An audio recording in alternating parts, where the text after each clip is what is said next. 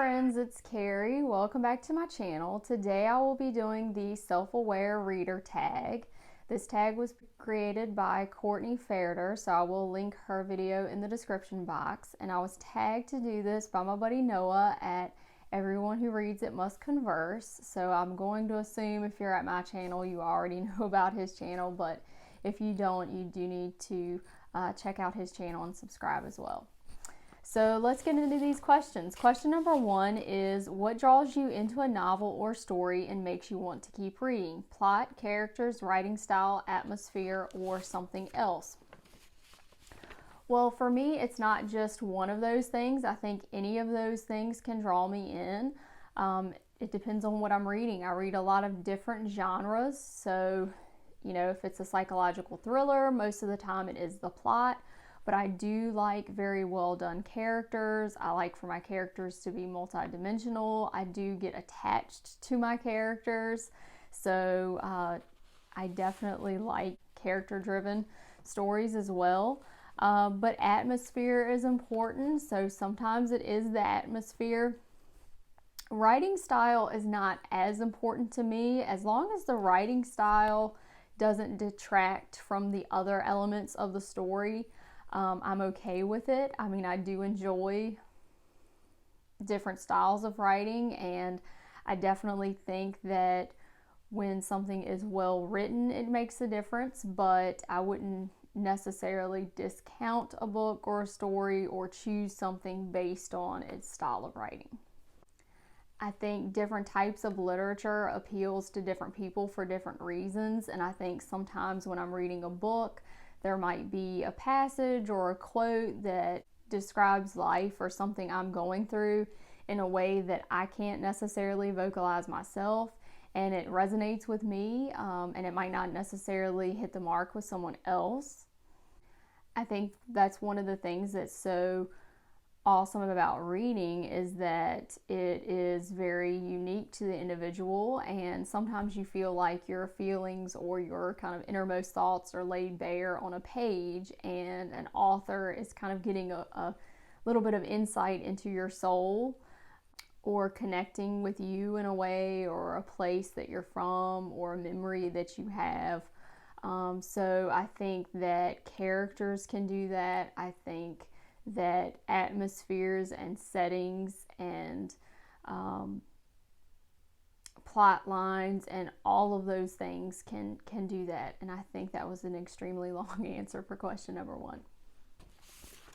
Number 2, what is a convention or trope that will immediately turn you off in your reading experience with a novel or story? There's not one thing that will turn me off necessarily. I think if books are well done, they are well done. So I don't discount a book straight off just because it uses a particular trope. I'm not one to judge a book just because it uses a love triangle or a chosen one element or any of that. Number 3. What most appeals to you when reading nonfiction and makes you want to keep reading? I definitely think nonfiction needs to be told as if it is a story. I like when nonfiction includes very interesting little factoids or interesting little quotable quotes. I think that nonfiction is best when it includes personal experiences, and it's not that dry kind of history textbook of, the olden days. I think there are some very rich, powerful nonfiction stories that are being told, and they're utilizing all of these different things, and they definitely kind of mix up the genres a little bit. They dabble in, psychology and sociology and, true crime and history, and so a lot of the nonfiction is not necessarily one-dimensional anymore, and I do like that. Number 4, what is a convention or trope in nonfiction that will turn you off in your reading experience?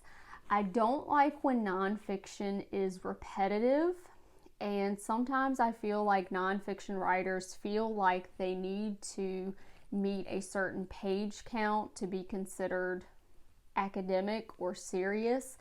And I don't think that's necessary to create a powerful, meaningful nonfiction work. Number 5, would you say you read more for pleasure and enjoyment or more to learn and exercise your brain?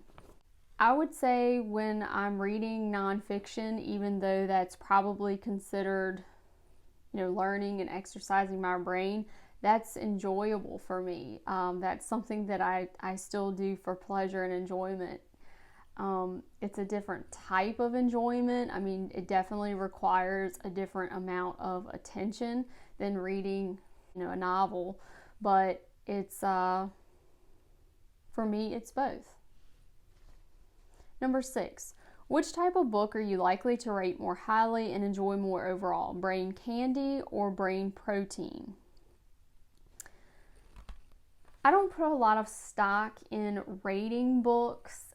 If you look at my Goodreads, I very rarely rate anything below a 3-star read, just because I feel like if I took the time to finish a book, it was a decent book. And I used to feel guilty for even rating books on Goodreads because there are authors on Goodreads, and I used to feel like those poor souls have put their heart and soul into this work, and who am I to rate it?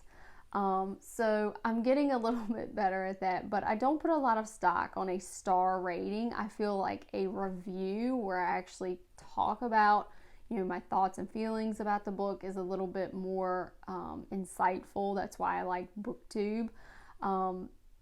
But I would say it's kind of comparing apples and oranges when you compare fiction and nonfiction for me. I would say I'm more likely to rate nonfiction books higher than fiction books, just because I do consider the amount of research that has gone into those books.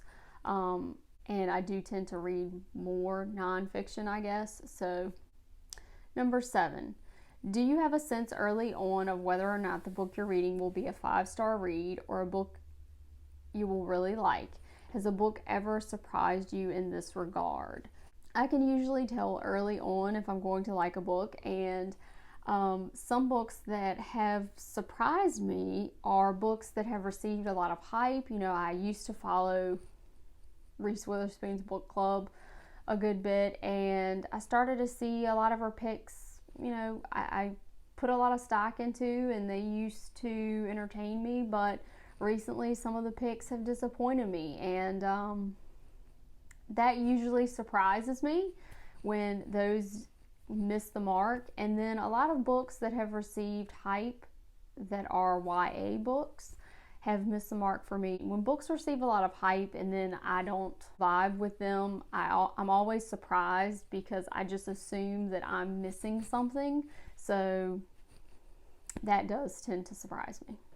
Number 8, considering books that you've rated 5 stars in the past, or if you don't rate them, then books you really loved, do you think you would feel the same way about them now? Why or why not? Well, again, I don't put a lot of stock into my ratings, particularly on Goodreads, because they've been kind of arbitrary for me in the past, but I would definitely say that I wouldn't put a lot of stock in how I felt about particular books at particular moments in my life.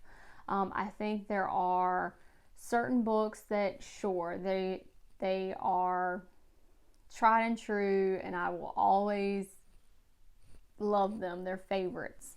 But I think there are certain books that are in the moment books that maybe speak to a particular life circumstance or a particular situation that you're in. And so in your reading life and in your life in general, you just experience, different, ebbs and flows. And yeah, I don't necessarily think that your 5-star picks would remain the same. So number 9, I am going to tag my friend Jane at Lady Jane Books, Holly at Holly by Golly Books, John at Hey Y'all Listen Up, Sarah at Literary Lives of Sarah, and a new booktuber named Daniel at Guilty Feet. And you do need to check out his channel because he has a library with a ladder that wheels around. So if you've ever had that dream of being Belle in Beauty and the Beast in the library, go ahead and check out his video. Thanks guys, I really enjoyed doing this tag, and I have no idea if the folks that I tagged are interested in doing this tag. No pressure to do it, but John, you know you tagged me in a lot of tag videos, so now I'm getting tagged for some, so you know I have to pay you back for that, buddy. So we'll see you in the next video. Thanks.